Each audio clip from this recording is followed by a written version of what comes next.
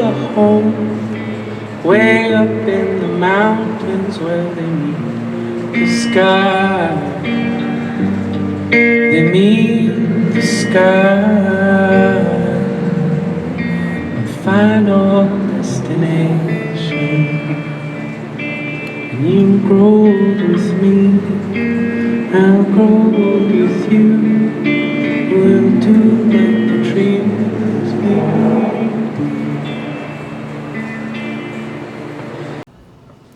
Alors, je suis en compagnie de Geneviève Boivin-Roussy. Ce soir, c'est le début des festivités pour les 1 an de la galerie GDBR. Comment est-ce qu'on se sent? Fébrile, heureuse de partager cette année-là entière avec les gens. Et les activités se poursuivent samedi et dimanche. Et dimanche, on finit ça en beauté ici, dans la galerie, avec tous les artisans de la galerie. C'est comme si, c'est ça, ça fait 12 ans que moi j'habite à Saint-Adrien, puis il faut que j'aille à Montréal pour travailler comme comédienne. Donc, cette route-là, de passer par Danville, ça fait 12 ans que je la fais, puis à chaque fois que je passais devant la bâtisse, devant le 2022 rue Water à Danville, j'avais l'impression que la maison m'appelait. Comme, je me disais, oui, mais je suis pas digne d'elle, tu sais, elle est tellement... moi, j'étais en amour avec cette maison-là, puis je me disais, hey, ça sera jamais possible, tu sais, c'est un rêve. Et là, quand la pandémie est arrivée, je suis allée voir sur du proprio.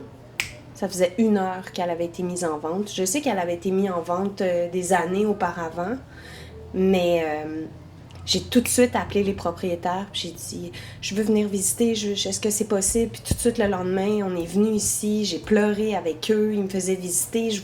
Là, on dirait que tout ce que j'avais imaginé depuis 12 ans, parce que j'aime créer, peu importe le médium. Tu sais, oui, les gens me connaissent comme comédienne, mais j'aime faire de la mise en scène, je fais de la peinture, de la direction artistique, j'aime les artistes, j'aime les poètes, j'aime la grande beauté. C'est important pour toi d'être multidisciplinaire? Ben, si c'est important, je sais pas, mais c'est comme ça que je suis. OK. Tu sais, puis après ça, ben, peu importe, en fait, je pense que c'est qu'il y a un message derrière. À chaque fois, il y a tu sais, je pense que je me vois, je sais pas si je peux dire, on se dit pas artiste, c'est les autres qui nous nomment artistes, mais je pense que je suis créatrice. Ouais. Ça, oui. Ça, la création, ça fait partie de mon ADN, là. Puis, c'est ça, c'était d'essayer de transmettre cette valeur-là aux gens, puis d'essayer de créer aussi un safe space pour les poètes. Parce que je me dis, un poète, souvent, c'est quelqu'un qui va rester dans son coin, puis il veut pas trop déranger, puis je sais pas si c'est bon ce que je fais, mais j'ai l'impression que si le poète est avec d'autres poètes, ben là, on a la force du nombre. Puis la force du nombre, ben après ça, on a une armée de guerriers pacifiques, là. Tu sais, c'est la transmission. C'est un art un peu négligé, la poésie, souvent. Oui, mais la poésie se retrouve partout. On la met un peu de côté. Regarde, oui. pour moi, ça, c'est de la poésie. C'est le petit rose et le petit vert, l'équilibre de cette poésie. Puis la poésie, c'est ce qui va traverser les époques, c'est ce qui est intemporel. Puis aujourd'hui, dans la société dans laquelle on est, où on va tellement vite, où on n'a plus ce temps de réflexion nécessaire pour créer une œuvre qui va avoir un impact réel pour les générations futures. Malheureusement, c'est pas dans les valeurs d'aujourd'hui. Puis je trouvais ça primordial de créer un lieu où les gens vont pouvoir justement se retrouver devant une page blanche pendant des jours et ne pas se remettre en question. Donc les gens, ils peuvent se retrouver ici devant une page blanche parce que dans le fond, c'est comme, dans la résidence. C'est comme un logement ici. Là. Oui. Ils demeurent ici, ils vivent ici, oui. Ils peuvent prendre le temps de créer, faire quelque chose, s'immerger, oui, mais sans pression, parce qu'on leur demande pas après nécessairement d'aller présenter ce qu'ils ont créé devant la communauté. OK. Ils viennent ici pour leur propre retraite. Pour leur puis retraite. Le résultat, ils peuvent repartir avec, ils peuvent le présenter, c'est libre à eux. C'est libre à eux. Parce que souvent, moi, je voyais, c'est ça, quand tu es un jeune créateur, quand j'étais sortie de l'école de théâtre, j'ai parti ma compagnie de théâtre avec d'autres belles créatrices. Et puis on cherchait des lieux de résidence pour artistes. Puis veux pas aussi le fait que depuis 12 ans, j'habite à Saint-Adrien. J'ai mon atelier de peinture là-bas. Pierre-Philippe a son studio de musique. Puis Lou, mon conjoint, qui a parti le BIM.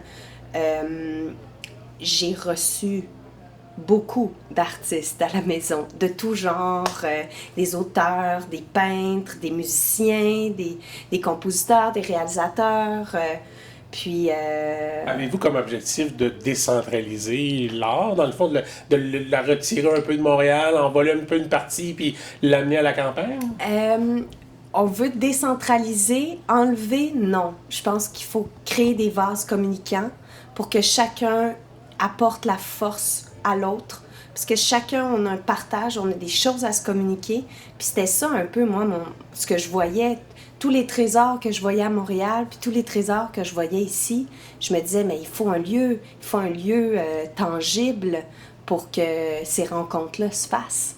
Puis aujourd'hui, c'est fabuleux parce que depuis l'ouverture de la galerie, aujourd'hui, ça fait 1 an, le nombre de coïncidences et de hasards où des gens, un garçon de la France, une autre jeune fille qui est à Baie-Saint-Paul, puis un autre jeune artiste de Sherbrooke qui se rencontre ici par hasard. C'est 3 photographes avec des histoires complètement incroyables. Puis ils se sont retrouvés ici, ils étaient les seuls photographes du lieu. Il n'y avait personne d'autre dans la galerie. Puis après ça, je pense qu'ils ont parlé pendant 5 heures sur leur méthode, comment... Donc, je le vois vraiment, la galerie, comme un port d'attache, justement, où les bateaux, ils vont amarrer là, les créateurs sortent, il y a des rencontres qui se font, puis après, ils repartent vivre leurs aventures, mais ils savent qu'il y a un port d'attache solide qui va les accueillir ici, toujours. Wow, c'est fantastique ce que tu fais. Ouais. Puis aussi, tu sais, l'objectif du projet de la Croisée des chemins, je suis amoureuse de la région ici. Après 12 ans, je peux dire que maintenant... tu fais partie de la place. Je fais partie de la place, là, c'est ça. Puis c'est ça, on veut partager ce territoire magnifique qui regorge d'espoir aussi, je dirais. On a besoin d'espoir, on a besoin de lumière, on a besoin de... Tu sais, la grande beauté, là. La grande beauté, on retrouve ça dans des petites choses. Ton anneau que tu portes à ta main, c'est de la grande beauté. C'est là la poésie. Tu comprends? Puis je pense que elle est là, il est là le souvenir qu'on a perdu, parce que si on n'a pas ça, ben on sait plus pourquoi on avance en avant. Tu sais, ça devient un peu nos boussoles. J'ai l'impression. Parlons-en de la Croisée des chemins, parce que c'est de ça qu'on parle. C'est un projet là, pour les festivités de ce week-end, ou c'est quelque chose qui va continuer? C'est quelque chose, en fait, on a pris justement l'opportunité d'aider 1 an de la galerie pour mettre ça de l'avant, parce qu'on se disait, en même temps, on peut festoyer avec tous les amis de la galerie qui viennent de l'île d'Orléans, de Québec, de Baie-Saint-Paul, de Montréal, ou d'ailleurs, et des gens de Danville, de Val-des-Sources, de Saint-Adrien, de la région des Sources, pour justement venir festoyer, mais aussi faire comprendre aux différents villages que de créer des événements comme ça aussi, je pense que ça devient... c'est plus qu'important, là. Il faut se souder ensemble, puis on se complète à merveille. On a tous des forces qui nous rendent encore plus forts. Et moi, j'avais envie de mettre ça de l'avant, puis avec mon équipe formidable, j'ai des matelots extraordinaires avec qui je travaille. On a toute la matière première, là. On a tous les produits locaux qui se font. Complètement, on mais a il une faut nature il faut incroyable. qu'ils rencontrent. Oui, c'est ça, pour que les gens viennent, puis venir voir ça. Oui, venir voir, puis venir goûter, puis venir, justement, donc, d'avoir créé différents parcours, le parcours plein air, culturel et gourmand, Comme ça, il y en a pour tous les goûts. Et puis, Là, je ça va pense que... continuer, ça. Ben, moi, mon Après le objectif, c'est week-end, qu'après là, ça, continue. ben oui, exactement, parce qu'après ça, c'est un parcours formidable pour quiconque veut venir ici en résidence. Qu'est-ce qu'on fait? Tu sais, c'est tout le temps ça, la question, là. Qu'est-ce qu'on fait? Tu sais, je veux venir à ta galerie, mais c'est quand même à 2 heures de Montréal. Y a autre chose qu'on peut voir, qu'on peut faire? Donc, on trouvait que c'était l'occasion rêvée de partager. Puis après ça, je me dis, ben écoute, d'année en année, c'est quelque chose qui peut grossir. S'il y a différents commerces ou artistes ou qui ont envie de se joindre, ben là, on va les inclure dans le parcours. Puis comme ça, ben les gens, ils vont pouvoir venir festoyer puis découvrir notre belle région. Tu parlais de certains hasards, de certaines choses qui s'étaient passées pour que les étoiles s'alignent, oui. les étoiles s'alignent, Oui. que les choses se passent, puis que ça se concrétise ici. Tu n'es pas quelqu'un de superstitieuse. Là. On est le vendredi 13, et puis là, tu te lances dans une fin de semaine. Moi, j'aime le 13. Non. Ouais. Non. J'ai une spiritualité dans le... comment je dirais ça? Je crois en l'invisible. L'invisible, c'est-à-dire, pour moi, un objet est vivant parce qu'il y a une histoire derrière cet objet-là. Et, tu sais, des fois, on rentre dans un lieu puis on dit « Ah, je me sens pas bien dans ce lieu-là, même si c'est dans un château luxuriant, mais t'es pas bien dans ce lieu-là. » Il est là, l'invisible. Ouais. Il faut faire confiance à ça parce qu'on s'évite beaucoup d'erreurs, je crois. Tu sais, je pense que c'est l'instinct aussi qui fait partie de ça, mais non, je suis pas superstitieuse. Si on continue dans le lien entre les objets et l'invisible, tu m'as parlé tout à l'heure de cette Oui. charrette-là ici, Oui. là, on peut la montrer peut-être à l'écran. C'est un dessin que tu as fait il y a plusieurs années, je crois. Hein? Oui, c'est un dessin que j'ai fait il y a 12 ans dans mon atelier à Saint-Adrien. Parce Et là-dedans, que... tu y vois la galerie ici, là. Ben oui, en fait, c'était mon bateau charrette. Parce que ça, c'est un de mes fantasmes ultimes. C'est de trouver une... Parce que ma famille, les Boivin, les premiers Boivin qui sont débarqués ici en Nouvelle-France, d'ailleurs, c'est pour cette raison-là que j'ai appelé ça la galerie G2BR. Le 2 pour de Boivin aussi, parce que les Boivin, ça a été les premiers artisans bâtisseurs de nos églises. OK. Et c'est pour ça la charrette. Et Roussy, Léon Roussy, qui est débarqué en Gaspésie à Pespébiac en 1736, c'était un pirate. Le pirate Léon, qui était recherché par les navires anglais. Et il a changé son nom pour Pierre Roussy en arrivant ici, au Québec. Et lui distribuait la fortune. C'est un peu un Robin des Bois des mers. Et puis, moi, je trouve ça... Pour moi, c'est magique, ça. Ouais. Puis, je sais pas, je me questionnais sur d'où je viens, puis je me suis dit, ben écoute, c'est un bâtiment historique. Je pense que si moi, je me questionne, puis je donne envie aux gens de se questionner sur leur propre histoire, ben il y a déjà... je sais pas, il y a quelque chose de plus agréable après d'aller de l'avant dans la vie, tu sais. De savoir d'où on vient, c'est quoi nos racines, c'est quoi notre histoire, c'est fantastique. Puis là, la racine de Puis la racine de la galerie. Ça serait ce dessin-là. Ouais, on est sur la rue Water, hein? OK. On est sur la rue de l'eau. Et quand tu regardes la galerie de l'extérieur, tu vas voir là, les dorures, puis tout le travail qui avait été fait par les ébénistes. Tu remarqueras que c'est comme le mât d'un bateau. OK. Mais ça c'est dans mon imaginaire. C'est correct. C'est que, tu sais, dans le sens, j'ai pas envie de l'exposer, mais après, l'idée, tout le marketing, c'est venu de là. Donc, tout ce que le visuel, l'art est appuyé sur quelque chose de vrai et de senti qui est pas fabriqué, qui est là pour durer, je l'espère. Ouais.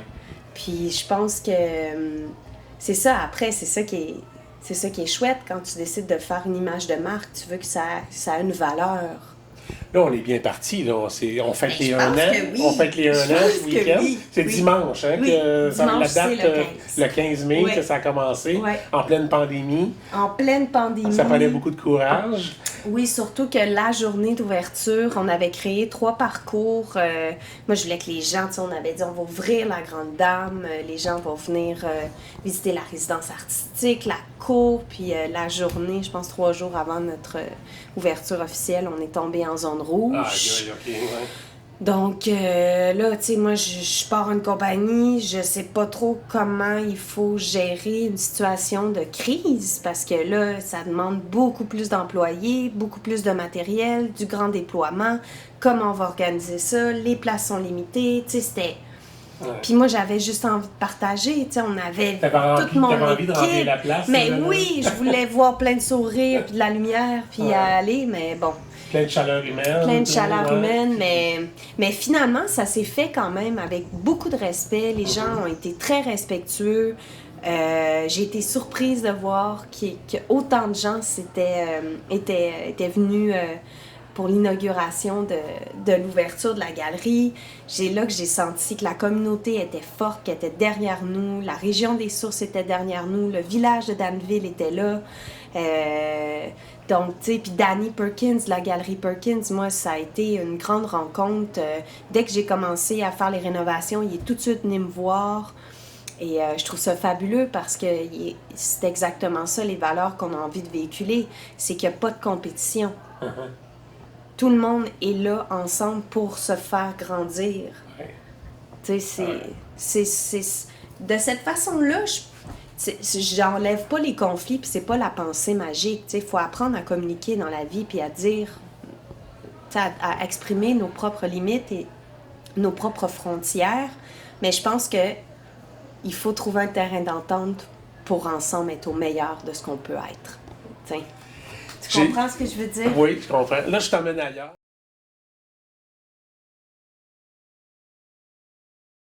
Mais on va surtout parler aussi de l'humain, des passions humaines, à travers 3 personnages qui ont vécu à Danville.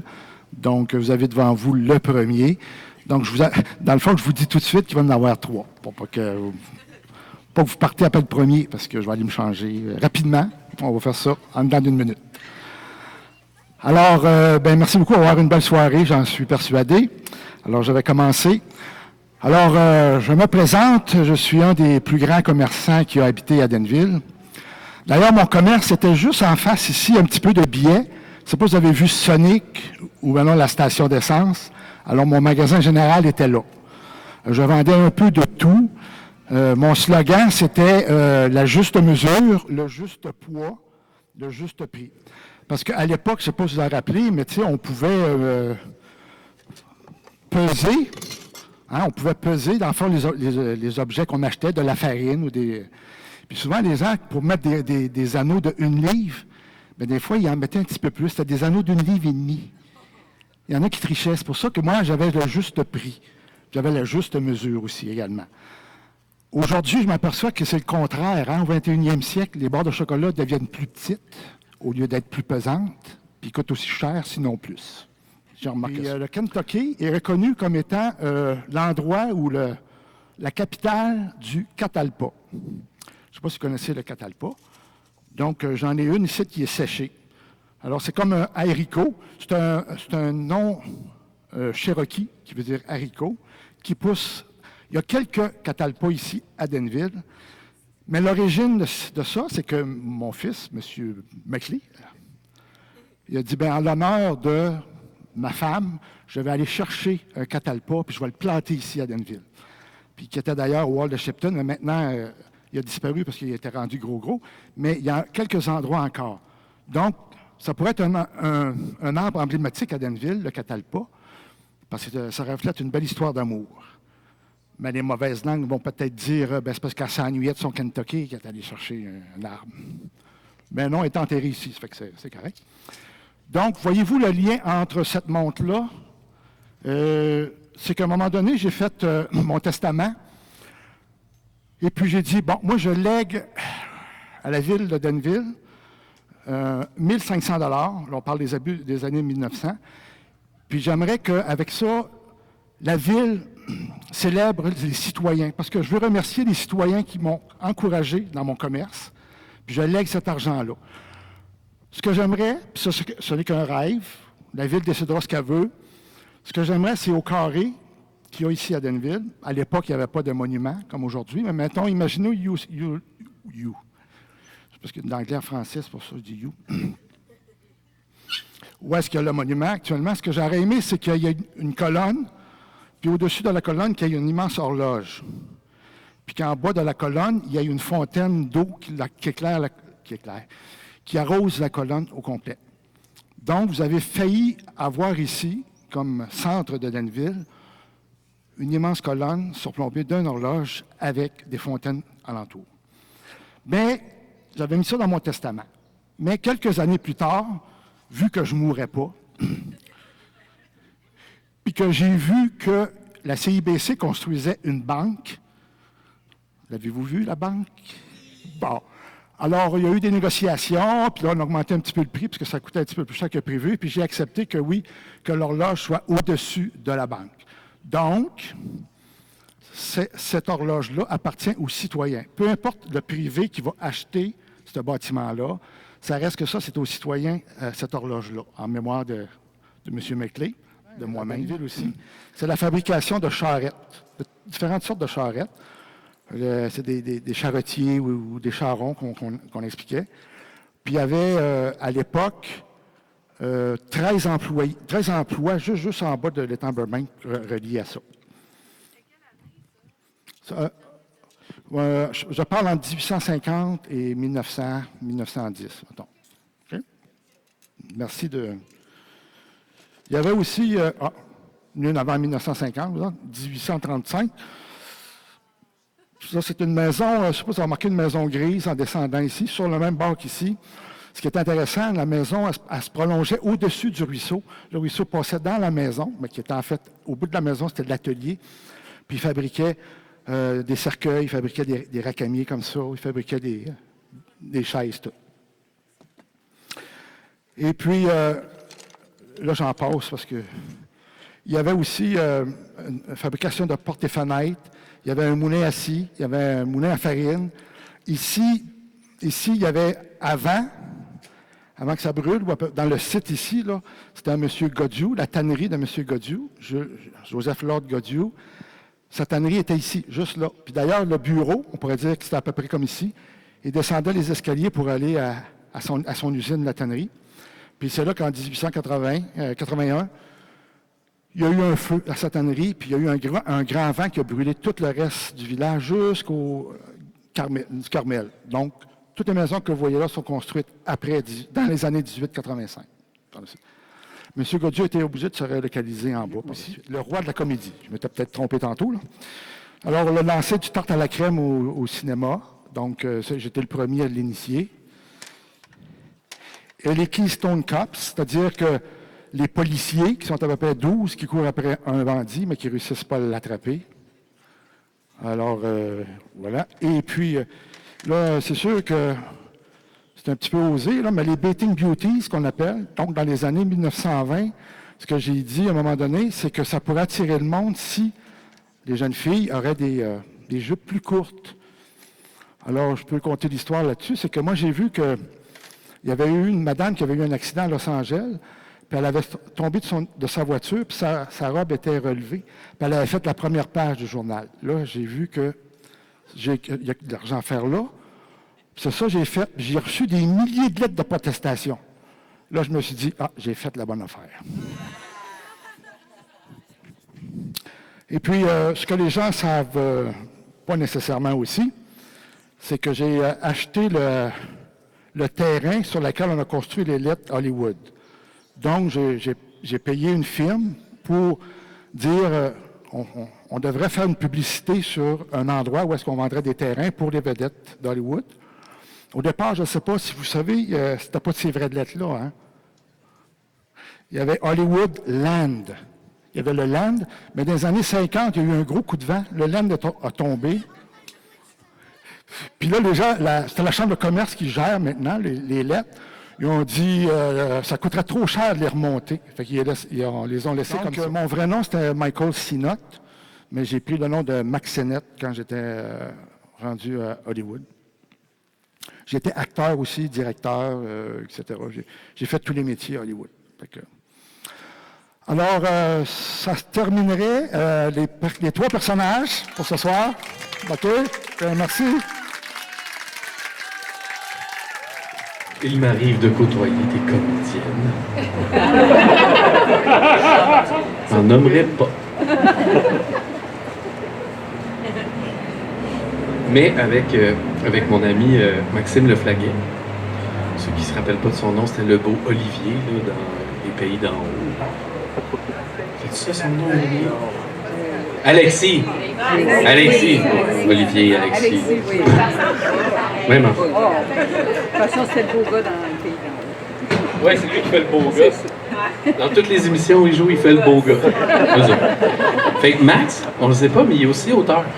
On écrit ensemble, on écrit des chansons avec des Riz, on écrit des chansons ensemble. Lui, il écrit des chansons avec d'autres gens.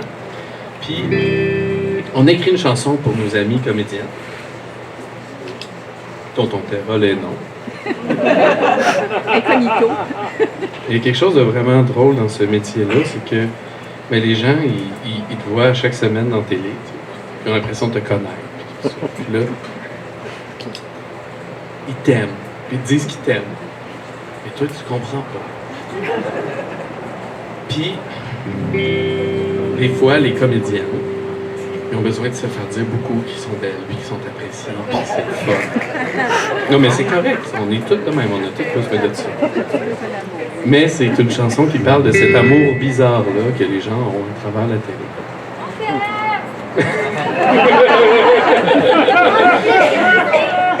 Oui, toi, plus que tout le monde, ma chérie. Donc, c'est la chanson Such a Babe. Je vais essayer de faire ça d'une traite.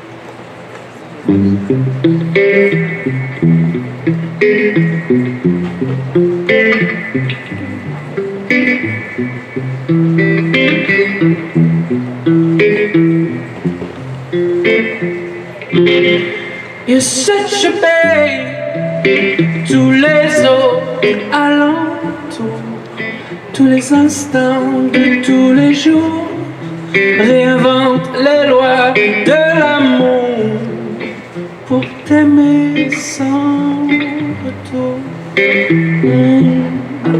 Oh, oh, oh.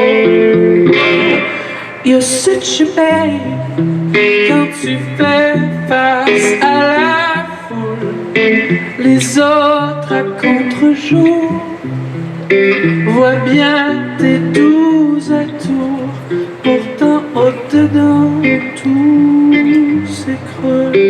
Oh, oh, oh, oh, oh. You're such a babe. You're such a babe. Oh, you're such a babe. Quand tu fais, you're such a babe. Quand tu fais face au miroir, ton reflet devient lourd. L'aurore défie le soir, plus jamais pour toujours. Oh, oh, oh, oh,